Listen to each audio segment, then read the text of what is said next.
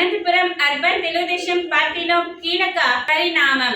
మాజీ ఎమ్మెల్యే ప్రభాకర్ చౌదరిని కలిసిన Telugu Desam party urban అభ్యర్థి దగ్గుపాటి ప్రసాద్. ప్రభాకర్ చౌదరి ఇంట్లో ఇద్దరు నేతల సమావేశం.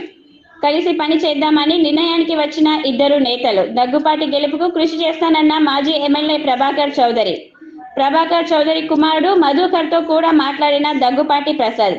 ఇద్దరు నేతల కలయికతో తెలుగుదేశం పార్టీలో నూతనోత్సవం. ఇక అర్బన్ లో టీడీపీ గెలుపును ఎవరూ ఆపలేరన్న తెలుగుదేశం పార్టీ నాయకులు. బాలకృష్ణ వస్తున్న వేళ ఇద్దరు నేతలు కలవడంతో అంతటా హర్షం.